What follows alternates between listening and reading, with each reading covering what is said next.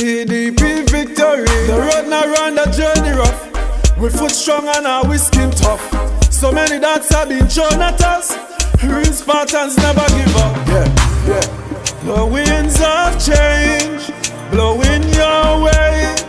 Bust off those chains. It's a brand new day. It's not a dream. It is for real. You have to believe. PDP victory. Yeah. PDP victory. Tobagonians are born fighters. Carry the genes of our ancestors. You change hands so many times, mama. To get your freedom, you have to fight back. I see the many scars upon your back. I have found that Tobago gets more done when Tobago votes for Tobago-centric party that does not have a base in Trinidad. Because Tobago has to mind Tobago's business now. We have not mind our business for the last 21 years. We're minding the business now. PDP victory, yeah. PDP victory. Your enemies you shall see no more.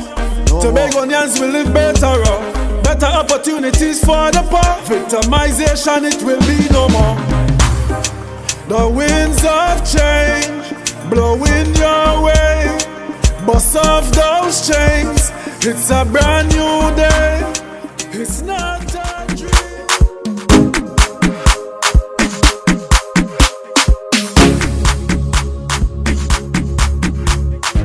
Good morning, everyone. Good morning. Good morning, Tobago. Good morning, Trinidad and Tobago.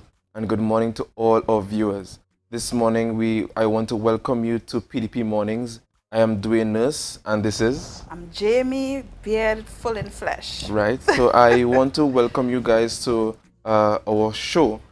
Just remember that on Mondays, we start at 9 a.m. and if we finish at 10. And from Tuesday to Fridays, we start at 8:30 and finishes at 9:30 a.m. So we just have about an hour to discuss some pertinent issues with you and kind of rapport with you, the viewers, just to give you guys a heads up as to what is happening in the camp of the PDP. So this morning we have with us a very, she's renowned, she's famous, for a lot of things. She hails all the way from, she's a country girl, that is just about it, I would like to say. So this morning we have with us Dr. Faith B. Israel. Dr. Faith B. Israel, how are you this morning? Good morning, Dwayne. Good morning, Jamie. Thank you so much. I am having an amazing time. And can I just say officially on air to both of you, you're doing an amazing job. We are really proud of you. Thank you all so much for taking up this mantle and showing that Tobagonians have all of the talent right here. We have it right here. Thank you all so much for doing this. Thank you. It's a pleasure. It's definitely a pleasure. Thank you. So how was your weekend, Jamie? I mean, you seem very much refreshed and recouped. And I can't understand, why I could not have that glow this morning as you have. In fact, the two of you. I don't understand that at all. I guess it's just in the feminine energy that we exude, to heal, to nurture, to love. So this weekend was actually quite refreshing. I went to Charlottesville for the weekend, such a beautiful space to be in. It's like a totally different portal in the East. So I want to encourage you to take a trip to Charlottesville. Take a trip to the East. It will do you wonders. You see, I have a tan. And trust me, I would know. I'm from the East, and a lot of great things come from the East. Can you? I'm sure you can very much attest to that. I am glad that you said that. I'm glad she said it, and we didn't have to drag it out of her. Yeah. Great things are coming from the East, and I'm glad you were able to enjoy the weekend up there. It was beautiful. Right, very much so. But Dr. Faith, we want to get right into it, and this is your third stint at this try at the PDP, running for the PDP for your area. Now, Bell Garden, Glamorgan. How has your journey been for you? Well, this has been an interesting journey. If you hear Mr. Duke talk about this, he actually pursued me several times before I finally said yes. As a matter of fact, I let him know that I actually had to go to a meeting in Roxborough where he was announcing some of his other candidates. And after listening to that meeting, that is when I decided, okay, yeah, I need to do this. Right. So it has been interesting. It has been really a journey. We have been trying our best to ensure that we really represent people, that we really represent Tobagonians. And I think I've been able to do that since 2017 because, as you all know, the world probably knows I did not win the election in 2017. I lost by, count it, 1, 2, 3, 4, 5 votes. 5 votes. Yes. And that goes to show how every single vote is important, because after that I met at least 100 people who told me we were planning to vote for you, but something happened, I couldn't go, I went early, I decided to go back later, by the time I got back it was too late, blah blah blah, but I lost by 5. But it caused me to really say, you know what, I need to show then Belgarden, it was then Goodwood Belgarden, that I am the best person. Even though I did not have the official nod, I actually represented the district then. And of course, it showed in the January 2021 election where I was able to win outright. Right. And I have been representing the district since then. Yes, and might I say congratulations to you for all that you have been doing thus far. I think I see you as the educator in this race, and you have been educating a lot. Well, thank you, because I actually come from a family of educators. My mother, everyone knows my mother, a preschool teacher. She's probably taught everybody and a child and a grandchild. She didn't teach me, but I don't know. In the Belgarden, Pembroke area, my aunts, my grand aunts, they are all educators. So I think it's something that's in my blood. Well, I definitely wouldn't dispute that this morning. So tell me, becoming an assemblyman, and being in the position to really represent your people, how has that experience? There's a disparity in terms of the majority and the overall administration. How has that affected your ability to truly influence change? Well, it identified several things. I think many of us live in a little bubble. I certainly live in a little bubble. I lived in a little bubble because I really thought, for many instances, that my experience growing up, my experience with poverty or lack thereof was everybody else's experience. And coming into this, you realize that no, there are a lot of people in Tobago who are having a real hard time. And the last 2 years with COVID just multiplied it and exaggerated the hard time that they were having. The other thing it highlighted was the fact that the system within the THA really is an unfair one.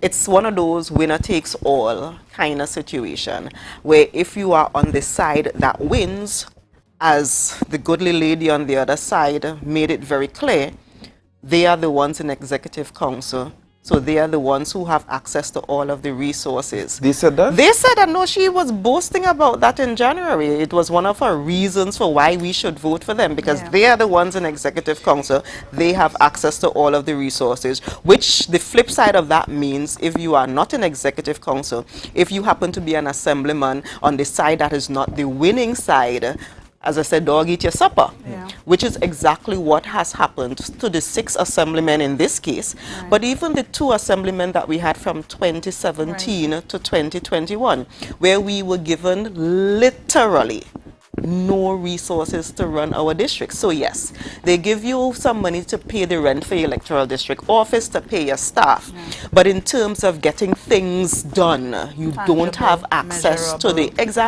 you don't have access to the resources for that, which is why one of the things that the PDP has said we will do, this is to bring fairness and equity to representation, is that every electoral district will be allotted a certain amount of money. Whether you are a PDP assemblyman, a PNM assemblyman, an IDA assemblyman, a Unity of the People assemblyman, it does not matter. As long as you were duly elected, you will have access to finances to run your district. And that's one of the things we will definitely change from day one, because we need this all of Tobago. We need all of Tobago to be equitably represented. I'm happy that you said that, because that was actually my follow-up question.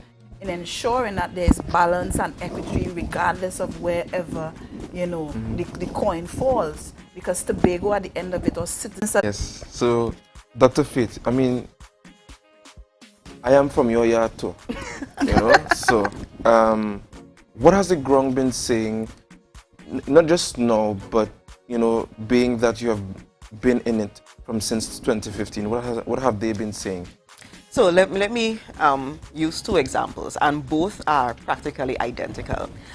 Because we are doing the elections, I have to campaign. I have made it my business to go to every single house. As long as there's somebody there, whether I think you supported me or not, I go to your house. I had two experiences within the last week or so, where the female of the house, the head of the household, were both PNM. They both welcomed me. They both said to me, "We like you. We vote in PNM. I just letting you know, we vote in PNM, but you are doing an amazing job. You represent everyone, and that is what we appreciate about you." And I thought to myself, if they could say that, and they were being honest, because they did not try to say, well, we can vote for you, try to mama guy at developing, look at getting it more, for the fishermen, those who want to do other nature attractions, recreation, and that kind of thing. To the right of the field, there is that street, and I can't remember I'm very bad with names. We call it Mongdo. Mongdo. The street that goes in the back and comes in the back of Glamorgan. That is one of those streets that, when there was I think it was a tree that fell a couple months ago that blocked the main road. Yeah, not Mongdo. No. Right, when Mr. Selassie has his garden back there. Exactly. Right. That street definitely needs to be fixed, because we recognize a couple months ago when that tree fell on the main road that was one of forward to stand up and be accounted for. So it's really not about positioning yourself of this is me, stamp yourself in history, but to really stimulate new thoughts, new ideas, the young to be motivated to be part and parcel of this deliberate, evolution of Tobago, and when we look at the politics that is being played today, you see the campaigning has become so distasteful that it doesn't represent who we are truly as a people, to the point that even young children like my daughter is disgusted by the things that she see and the way how the conversation is related, so she really doesn't even want to hear and participate. And it's really sad. So how does the PDP intend to really, because it's traumatic, how do the PDP intend to really sensitize and manage that trauma? Because it's really trauma. Yeah. So several things I see happening already. The people on the ground, those who we are asking to vote for us, are really the ones who are going to have to force that kind of change, and I see it happening already. For example, I get calls from individuals saying, your opponent came and they said this, that, and the other about you, and we let you know that is not what this is about. So they are the ones who are saying to us, don't go down that road. This is about issues. This is about bread and butter issues. This is about telling me what you will do to fix this island, telling me what you will do to fix Tobago. Let's limit the conversations to those areas. And they're the ones who've been saying, hey, well, you're going too far. Step back a little bit. Let's do this the right way. But you are right. So many of us are coming out of this traumatized by the experience, and that would require us doing a significant amount of healing after December 6th, significant amount of therapy after December 6th, significant amount of meditation after December 6th, but it is something that you have to add COVID to that and everything else. It is going to take quite a bit of work, but I think it's doable. I think it's doable. Capable.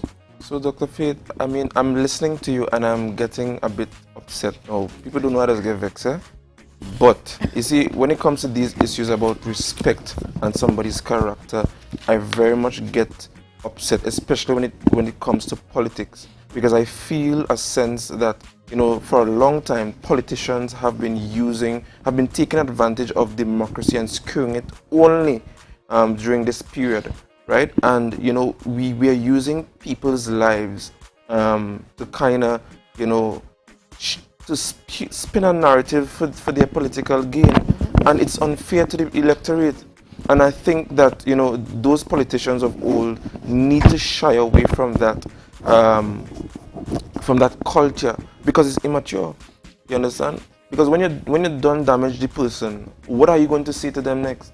Exactly, exactly. And you know, the thing is that after December 6th, all of we have to live right here. Correct. All of we have to pass each other and meet each other in the grocery and meet each other at church and everything else. But I think a part of what needs to happen is that we need to move away from this idea of politics only happening around election time, or people participating in politics only around election time, which is why one of the things the PDP plans to do is to open up the doors of the assembly to ensure that you are truly represented. You know, in other jurisdictions, as long as we have a sitting, you can come and say to a lady that is sitting outside, a gentleman sitting outside, this person is my area rep, I need to ask them this question. You must call them out and they must come out and talk to you.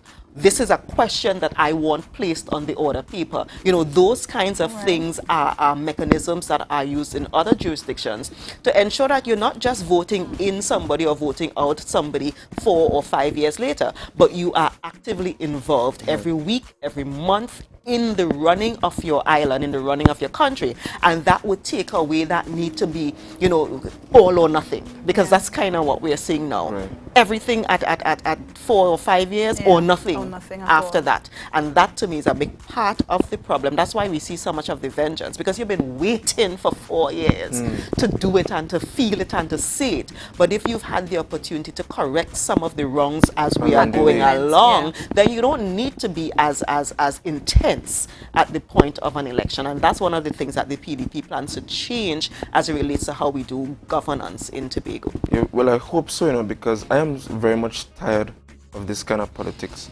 Because I always say I love politics, but not for what it is, but rather for what it should be. What it can be. And I think for a long time we have been acceptant of what it is, and it's not doing us any good. You understand? And I think, and I'm very much happy to hear you say, just like the many others gone before you last week, you know, that you are going to be a part of that change. And we're not just going to change the space, but the operations in thereof. My question to you, though, I mentioned earlier that you are, I see you as an educator, and you have been educating, you have been doing so in this space in social media from ever since. This year you have had 2 pertinent issues affecting Tobago. We have had the autonomy bill, and we have had COVID. You have been doing a tremendous job in educating the public. I wanted to talk about the bill. What has that been like for you? Do you feel satisfied that the Tobagonian can appreciate, you know, even what you have been doing in that space, in that regard? You know, the issue with the autonomy bill is one that is kind of vexing. It is vexing because it really has been used as a political football. When I came back to Tobago in 2007, how long am I talking about? 2007. I jumped into a lot of the NGOs, a lot of the community groups, going around having consultations about what this Tobago autonomy should look like. They made their recommendations. Many of the recommendations, I know for a fact, were pulled together and they were put into a single report that says these are the things that Tobagonians want. They really, really want these things, and this is what we put in the bills that were sent to Trinidad. It is annoying at this point to have gone through all of that back then, to have gone through what we went through this year, which was them saying, the parliament then saying again, okay, you know, we're starting the process again, we're doing it again now, let's come to these consultations, let's have these discussions, you're writing, you're sending all of this. And at the end of all of that, you hear nothing, which again proves that they did not have Tobago at heart. It was really, again, a political football, just to be able to say at election time, whenever election was, we tried to give you autonomy, those on the other side blocked it. But I think they misinterpreted how well we would have responded to that. Because we went on a full campaign, as you said, to ensure that Tobagonians knew what was in the bill, knew why we were rejecting it, and identifying the fact that we were rejecting this bill because what was in the bill was actually less than what was in the bill that the PNM rejected several years ago. Correct. And that we were able to read fine print, and that's it. When we looked at some of the clauses that were slipped in, and when I say slipped in, meaning the version that we saw early in the year had a full discussion about and so forth. Later down when we are reading the document, we're reading, wait, hold up. This is a completely different document. A watered down version of what we were talking about. This has a line where you slip in a single word that changes the entire context of what the line means. Syntax. Which means I think they honestly thought that we're stupid and we can't read. Or they did not expect us, because they were giving us such short timelines and so forth, that we would have actually read the documents word for word and we could identify, no, this word off was not there before, and now that you've put it in, it changes the entire context of the discussion. That to me was proof that those in the parliament, and by those I mean all of them, was not cognizant of what Tobagonians really want and need, and were not willing to really meaningfully provide what Tobagonians want and need via this document that they were trying to slip in. But I am glad that the Progressive Democratic Patriots was on the ground at the time, and we were able to have a legitimate voice to say, you know what, no, not this time. All you ain't trying this, it ain't go what this time, we are going to get this right. And you know, when you look back and you reflect during that period, what was quite, distasteful is that we're in a time dealing with COVID where we all have so much to endure, and to use this as a ticket or a crutch to undermine the people, especially with the fear of the unknowing of what is taking place. It really showed the type of administration. It really showed the type of, the reflection of how they see us as Tobagonians. And I think that opened a lot of persons' eyes who were willing to really delve and have a different perception of what was taking place, and hungrily accept it. And can I just say also, like some of the meetings we had in Tobago that included, dare I say, all of the players, including members of the PNM, I actually attended some of the meetings virtually. And I am sitting in my office listening in and thinking, you really they arguing against Tobago, boy? Honestly, that is what you sit down there doing? Arguing against this island because that is what your party said you have to do? Nah, man, that's just not making sense. Stand up a little bit. Stand up for the island, stand up for the people who voted for you. Do not come in a room with Tobagonians and argue against Tobago. Yeah. Don't do that. And that is what those on the other side were willing to do, simply because that is what their party said they had to do. And that is why Tobagonians need to be very, very clear on December 6th and realize that they need a group of people like myself, like Mr. Farley, like Mr. Duke, like Miss Natisha, like Sonny, like the entire team of PDP candidates who are willing to say, we are Tobagonians first, PDP second, or maybe PDP even third, but Tobagonians first, and that is why we are asking you to elect us, so that we will represent the voice of Tobagonians in Tobago and in Trinidad, because that is what we have to do at this point. Definitely. And as we mentioned, COVID-19 itself, that is the main topic.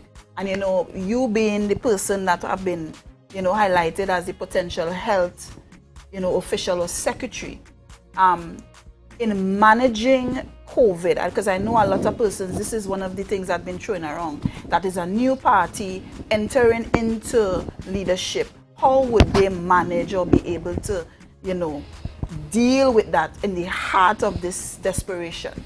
So tell us exactly what are some of the steps or some of the things that you already see, or project that are of importance? Well, let me start by, one of the things, unfortunately, we tell women is that they are not supposed to toot their own horn.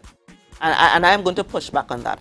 Let me start by saying that I actually have a bachelor's degree in neuroscience. What is that? Study of the brain, the spinal cord, and so forth. The plan was to become a brain surgeon. That was the original plan, and then I figured out what public health was. And now I have a master's in public health, behavioral and community health sciences, and a doctoral degree in public health, behavioral and community health sciences. The thing is, I was able to bring forth the information about COVID so quickly and so succinctly because that is what I went to school to do. You know, it's probably hard to understand, but you know, some of the things that we hear in theory, some of the things that we hear in theory or we read about in theory that I was reading about in textbooks and talking about in classes, it was amazing to say, wow, this is actually happening now. Yeah. This is the information that I learned back then. This is what we need to do. And that's the other thing that I think allowed me to be able to provide solutions, workable solutions, because I know the literature. I also see where other countries have prospered, where other countries have failed, and instead of trying to reinvent the wheel, there are things that are out there that we could have done. Infection control management is a relatively simple concept. One, you need to find out who is infected. The only way to find out who is infected is to do testing. It means we should have gotten testing capacity on the island as soon as possible, because that is the first step. You need to figure out who is infected so that you can do the separation, so that you can do the treatment, so that you can do that kind of thing. You also need to figure out how to prevent people from getting infected, which is relatively simple again. That is why we're telling you to wash your hands and to wear your mask and that kind of thing.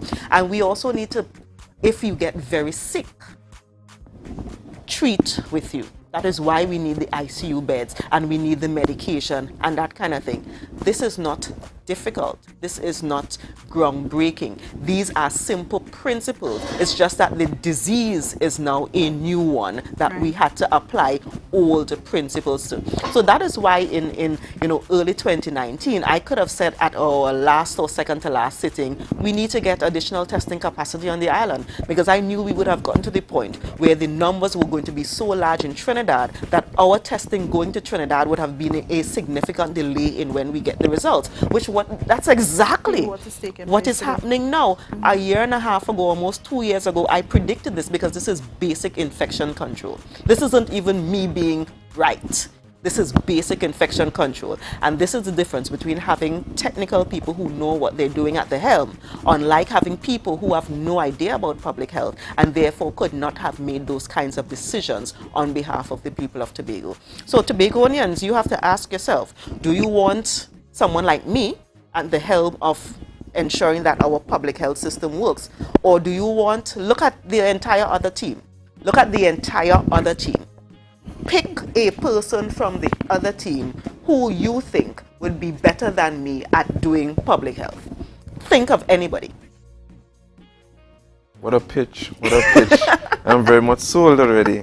But the thing is, I don't want to interject. The thing is, previously we've never really had persons that are trained in a particular area, vying or holding the position as a secretary. Let's say you're in tourism and your field is tourism. Let's say you're in health and your field is health. We've never had that. So this is something that is definitely new to the people. But one of the things that are cause for concern right now is the narrative or the division between the vaccinated and the unvaccinated. And it's quite disheartening that, we don't even have like proper data that really reflects Tobago separate from any other entity to measure what's taking place here. Certainly, and I think again it goes back to lack of vision even at the beginning of this. Because if I were doing the health education, the concept of vaccinated versus unvaccinated would not have been where the discussion would be. Yeah. No, we need to figure out what are the measures that are needed to prevent, to identify, and to treat. And if we look at it through that lens, if someone is unvaccinated, for example, then what do we need to do to protect you? Yeah. If someone is vaccinated, what do we need to do to protect you? And have the discussion that way, so we're not just creating these divisions automatically, but we're talking about what we need to do to protect our citizens. Right. That is where we need to go. But to your first question, one of the things I think the PDP has done since 2017 is to identify people who have technical capacity. I mean, when you went up, Jamie, I mean, you may not want to toot your own horn, but you are an amazing social scientist. You are an amazing social worker, and that's one of the reasons that we picked you at that time, because you have that kind of technical capacity. And that's why we picked all of our PDP candidates, because we knew that you have either the academics behind it or you have the experience to do it. And that is why even in 2017 we were identifying this person as the candidate for this area, but they would be the secretary for wherever, so that you have an idea already, knowing that we picked this person because they have the technical capacity to run the divisions. Thank you so much, Dr. Faith. I'm so much sold. You know, my field, I love tourism, because Tobago to me is that destination to be. Since the COVID and since the lockdown of the beaches and things, I've been seeing posts about people sharing beaches and saying, the caption is, I live where you want to vacation. And you know, I think that embodies what Tobago is, and much more than that, they're resilient to climate change. We have something that is affecting our health system like COVID now. How would you make our healthcare system resilient to such changes, and you're marrying it to tourism? Certainly. You know, one of the plug for the beach, you know, the fact that Tobagonians cannot go to the beach is a perfect example of why Tobago needs the kind of autonomy that we're talking about in the autonomy bills that we were fighting for. How Tobagonians use beaches is very different from how Trinidadians use beaches.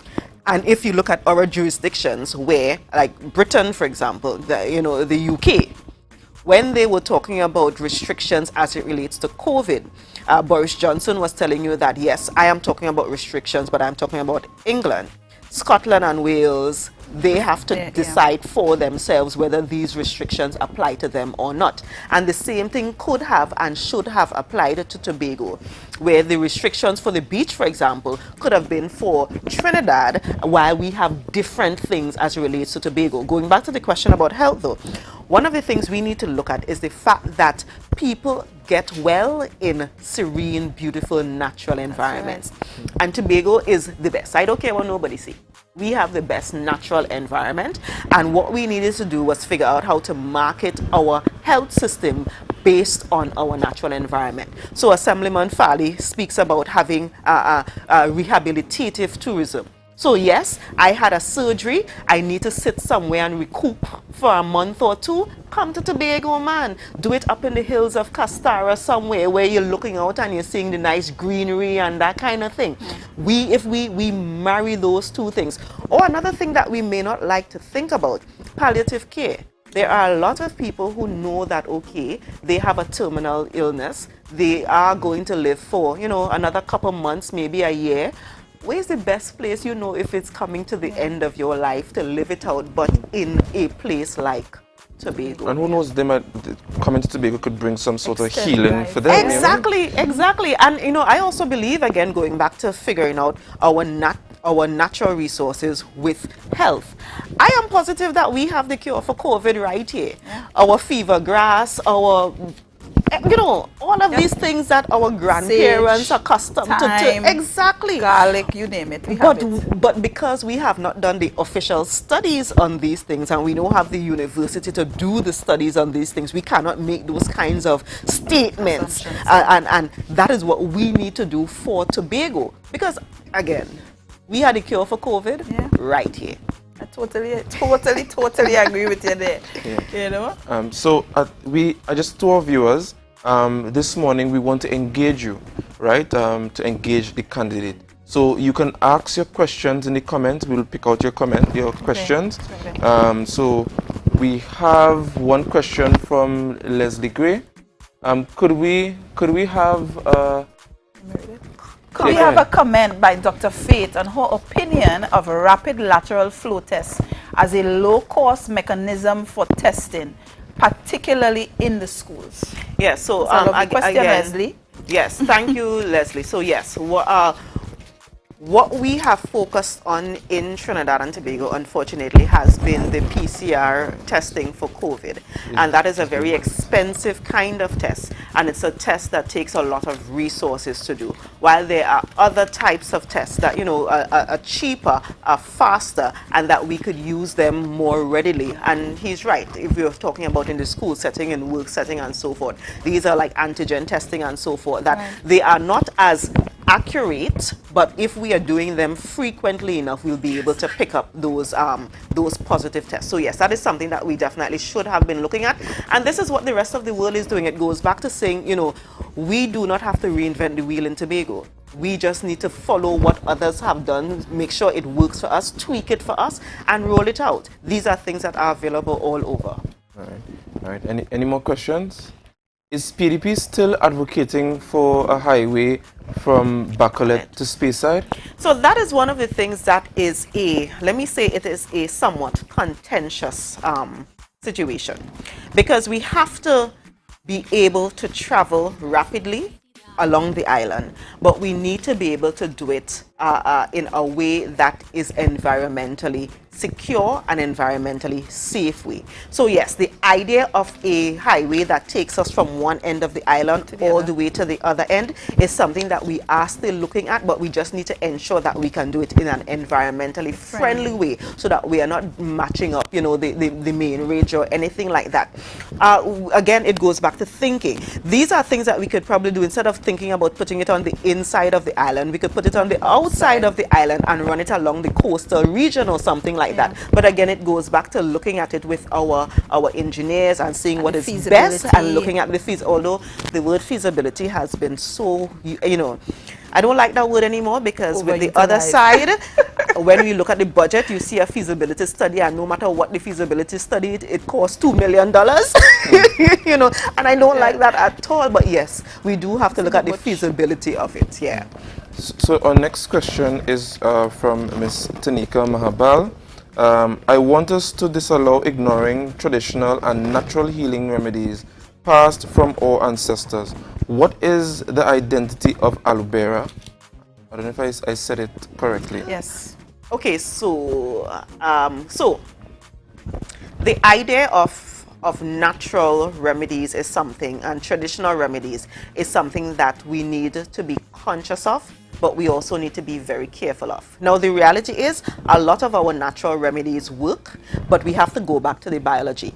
The reason they work is because of the chemical agents within them. So I think a lot of people misunderstand that if it is natural, because it is a leaf or because it is a thing that we normally use, the reason why it is working is because it is actually initiating a chemical reaction inside of us. So we need to ensure that the chemical reaction that it is initiating inside of us is one that is safe, is one that is controlled. So we need to look at, for example, the recipes that we're using. How much? You know, we talk about drawing bush, but how much? How much of the leaf do we need in the cup? How long do we need to draw it for? Because drawing it for 5 minutes versus drawing it for 20 minutes gives you a different composition. So stuff like that is what we need to be conscious of. And that goes back to the University of Tobago, because a big chunk of what we want to do with the University of Tobago is ensure that we pay very close attention to these natural remedies, and ensuring that we're doing it in a way that makes perfect sense, and we're doing it in a way that is actually healthy and safe for our thing. Because if you are hypertensive and you drink too much, and garlic is good, but if you drink too much garlic, that sends you the whole other direction, which is also unhealthy. So we need to do that kind of, and do it safely. Next question. Where is the autonomy bill you all were advocating for? So this is what has happened with the autonomy bill. I'm glad you asked that question. At the end, when they brought the autonomy bill, the report of the Joint Select Committee to the autonomy, when they brought that to Parliament, I think it was in September, because we made such a stink about it, Camille Robinson-Regis then said that we would have 15 days to make additional comments about it. When I spoke earlier about those on the other side fighting against Tobago. It was actually meetings that were happening in Tobago during that 15-day period, where members from my team, members from the PNM, members from One Tobago Voice, the independent senator, Dr. Remy, was a part of that, and Civil Net was also a part of those discussions. We were all sitting and we all came up with a document that says, these are the ways we want the clauses to shift. These are some of the clauses that we are willing to live with. These are some of the clauses that definitely had to change, that kind of thing. And that document was actually sent to the Parliament of Trinidad and Tobago. Maybe the day or two after that document was sent, we got a notice from the Prime Minister saying, hey, they have sent the 15-seat bill to the President for her to sign. We go into an election. And we were like, wait, what?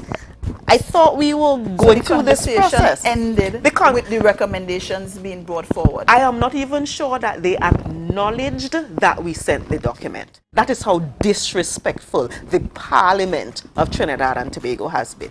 So what we plan to do is that once we win on December 6th, we will reignite as the duly elected representatives of the people of Tobago. We will reignite that discussion with the Parliament. And we may need to take measures that are not as savory, which I will not speak of. Unorthodox. Unorthodox, that's the right word. That's that's a better word. We may need to take unorthodox methods to treat with that. Fair enough. Oh, this is a long question. When you become the next Secretary of Health, what will be done to enhance the performance of the first responders on the island we play an important role in the healthcare system? That was actually one of my questions. Right, so that is a very good question. And one of the things we need to do, because I don't think that people recognize, is that our first responders, meaning the people who are in the ambulance and so forth, they have to be certified at a certain level. Unfortunately, in Tobago, I don't want to list the certification because I don't want to put incorrect information out there. But our certification for our EMTs are really at the lowest level, where in essence they are drivers. Yeah. I mean, that is why, when you see on television, you see somebody in an ambulance, doing all kind of thing and trying to resuscitate you and that kind of thing. Our EMTs, as far as I understand, are not certified to do that. And that is one of the first things I would look into. What will it take to get our EMTs to that level so that they can provide, that kind of response while on the way to the hospital so that you can survive. We also need to look at the actual equipment that we are using. I remember being in rooms a couple years ago when I just came back and worked in health, where we were looking at the kinds of ambulances that we have in Tobago, whether they were built for the Tobago terrain, whether they were, effective in what we needed them to do. So that's another thing we have to look at, the actual equipment that is available to determine whether we need to beef that up, whether we need to rework what kind of system we have. And the other part we need to look at is the placement of these ambulances. Right. Because if you cannot get to a health facility soon enough, then we have a problem, which means you need to be able to say, I need an ambulance, and the ambulance gets to you in a speedy amount of time. So again, looking at all of those things. The good thing though is that I know we actually have people on the island who have been working in the system, who identify what has not worked and who actually have solutions. So even though I have the technical capacity to think through these things, I also know that there are a lot of people on the island who are already in the system that we really just need to listen to. And that is one of the things I am committing to doing, listening to our health professionals. And I just have a question for you, kind of segueing from health, but to mental health. I really am very cautious about this question. You would have, being a woman in politics is no easy feat, right? Especially in our culture. And you would have experienced something in our local parliament here, that was somewhat distasteful. On the premise of women empowerment, did you feel as if you were protected in the way that it's been bantered around now? What can you say to that? And more than that, how, as a Secretary of Health, are you going to protect the integrity of women, regardless of where their backgrounds may be? Certainly, that's such an important question. The reality is, No, I did not feel protected at that point. And it was a very hurtful situation. It was a surprising situation because I honestly did not expect that kind of outburst in the space where and I it wanted was. to ask you, what did you do to deserve such? Well, I don't know that anybody does anything to deserve that kind of thing.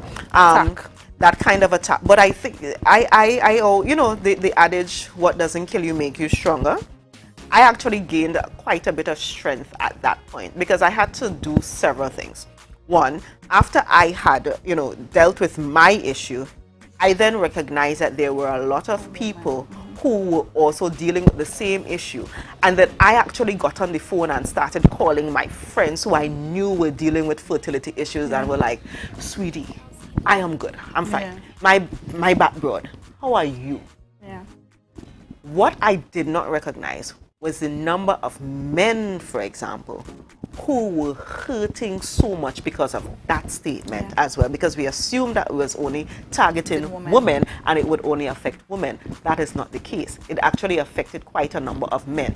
Now, the good thing is I was able to then create a support group for individuals who were dealing with fertility issues, which then had both families, because we are dealing with families. If the woman alone wants to come, if the woman and the spouse wants to come, if the male alone wants to come, everybody was welcome to be a part of that. And I actually thank God that that unfortunate circumstance I was able to use in a positive light to help so many people as a result of it. Thank you. And just quickly, matters not which side of the political spectrum one may lie. Degrading someone is degrading someone. What message would you give to anyone who you think that might have been degraded in that manner, you know, in terms of resilience and resistance as a woman? You know, sadly, we are very much in a patriarchal society where women's worths are still linked to our sexuality or our lack of sexual experience, and that is something I think we need to change generally. By the way, men's worth are also linked to that, but in a different way. And I think what this election has taught us, probably more than any other, is that we need to stick to the issues. Tobagonians do not care about that kind of stuff, and if that is what you have to resort to, then it means you do not have the kind of substance to allow Tobagonians to vote for you. And this is happening throughout. Now, I would say it because maybe she will not. I have colleagues right now in this campaign who have voice recordings of their opponents saying the most vile things against them, because they were talking to members of the community and the members of the community were like, no, this is not good. Hit the phone. That's a reminder. No matter what you say, somebody already have a phone, always has a phone that they could record you. And we have voice notes of people, opposite candidates, saying some of the most vile things. We need to effectively disavow that publicly, because I know what we've done in other settings, and I know the other party, for example, has made where you have a very public policy. The public policy is that we will not say something like that on the platform, but the private policy is that we'll make all the fake accounts on Facebook and so forth and push the narrative anyway. That is not working this time, and I think Tobagonians are really, really ready for the bread and butter issues, and they are not going to be swayed by that kind of foolishness. If that has happened to you, you know, as I said on a post the other day, the people who truly love you are the ones who are going to help you pick up the pieces after. And until then, press on. That is what we need to do. Press on. Definitely. Thank you. I have a question. It's definitely on another spectrum, dealing with the THA offices. And when you look at the structure of the space, you know, they say that COVID-19 is easily dealt with in open spaces, sunlight, fresh air. And so many of the office spaces are enclosed with a central unit.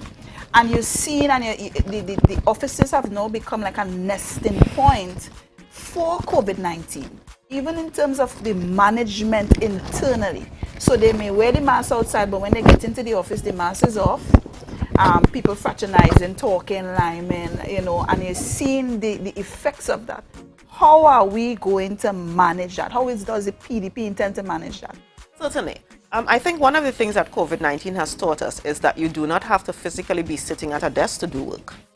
As a matter of fact, in many instances, we recognize that people were actually way more productive when they were not sitting at their desk at work doing the work. So what we need to do is reimagine how we do a lot of this stuff. We don't need to be in the office. There are officers who can do their job from home. And if that is what we need to do to ensure that we stay safe, then certainly that is what we will do, because there are technologies out there. One of the core projects that the PDP will actually embark on is a Tobago-specific digitization, which means what? Getting a lot of the information that we have on paper into computers, into a database, and that kind of thing, and that would actually help with a lot of that stuff, because you don't need to physically be in your office to do the work, because the data will be in virtual space, protected of course, and we know that you need to put the safeguards in for that, but that's actually something that we are going to work on, and we are going to do it in a way that is very different from what they're doing in Trinidad. We are going to ensure that we use the Tobago technical capacity, because we have a lot of technical capacity on the island, or Tobagonians who are not necessarily on the island but know what they are doing, and we are going to ensure that we train Tobagonians so that when we roll it out, these Tobagonians here have the skills and the capacity to even provide this service to other countries in the future. Thank you so much, Dr. Faith, and we are winding up with you, unfortunately, but this question from Crystal Lovell Lynch, and you could somewhat use this as your closing. Dr. Faith, dealing with dementia can be very difficult for families. What do you think about following the UK models by specializing persons in dementia care? So, mental health, I think, is one of the areas that we need to finally accept that we do not have good health unless we have good mental health. And it needs to not be separate from when we are dealing with other aspects of health. And when you talk about dementia and so forth, that is actually a part of the mental health spectrum as well. So we need to ensure that we remove that kind of stigma. We need to make it okay, for example, to do therapy. One of the things that I personally would like to do is to actually have within our offices, as part of our EAPs, to actually have therapists there for the workers. Because you may come in today with, an issue that is bothering you, and you really just need to talk to somebody. And you can't do any of the work I want you to do unless you get that off of your chest. And those kinds of things are what we need to look at, shifting how we work, shifting how we look at mental health, and using it as a comprehensive part of health and wellness, so that people don't feel stigmatized, so that people don't think it's a bad thing. It is all part of the spectrum of being well, and that is what we are going to be treating with. Thank you so much, Dr. Faith, for being with us. And it's always a pleasure to hear the educator side of you, with these matters. We just have about a couple of minutes with you again. So I actually enjoy the conversation, because there's so many things that you're answering, and not just for us but for the public, to be part and parcel of the conversation. We have been seeing a drive, the vaccination drive, but we have not been seeing the drive in terms of nutrition and that balance of overall health and wellness. And how are we to marry the two? That is so critical. And by the way, I could make an announcement now that once the PDP wins, we are going to relaunch that Know Your Numbers program, because that was actually one of the programs that I worked on in 2017-2018 under the then Secretary, Mr. Oswald Williams, when he was the Secretary of Health, to ensure that we do focus on those things. Because yes, the reason we are having so many issues or so many COVID-related deaths is because we have people who are generally unwell. It means we then need to fix that first part of it, that foundation, ensuring that our Tobagonians are well, and that does mean ensuring that we eat correctly, ensuring that we exercise, ensuring that we include things like meditation and that kind of stuff, because that is what we need to free ourselves from some of these demons that are in our heads. And when we do that, we will see the offspring of that, meaning a healthier Tobago, which will be a healthier Trinidad and Tobago eventually. And that's excellent, because we need to find that holistic, because as individuals we are so dynamic. So we have to feed into every aspect of who we are. One of the other questions I had too, regarding trauma. A lot of families have experienced trauma during this time of COVID in terms of death. And we are seeing that this would have a lasting effect on the population and how we deal with death and how we deal with family life. Not being able to see your loved ones, not being able to even be there to witness the birth of your child. We have all these things that are, creating a problem. How do the PDP intend to address these issues, understanding the civic right of the individual and not infringe on that desire? So yeah, that is critical. And again, it goes back to doing what we know works in other areas. So for example, we have had situations where using technologies was able to aid in that kind of thing. So if you can't physically be in the room because of COVID, we can have the video recording and the taping and that kind of thing to help with that. But again, so many issues that we need to deal with, and this requires a comprehensive health and wellness plan for the island. Thank you again, Dr. Fit, for being here. It was very much a pleasure. Unfortunately, time has run out on us. And thank you, viewers, for the question. Just remember, Mondays 9 to 10 a.m. and from Tuesdays to Friday we have 8:30 to 9:30, just about an hour, right? So we have more things in store for you to engage the candidates. But stay tuned. Thank you for being in PDP Mornings. This is Dwayne, yours truly, and this is Jamie. It was a pleasure sharing space with you all. Thank you for being part and parcel of the conversation. Continue sending in your comments and your question, and let us allow this to be an interactive experience. Have a blessed day, guys. Enjoy your week. Enjoy your week. Thanks for having us.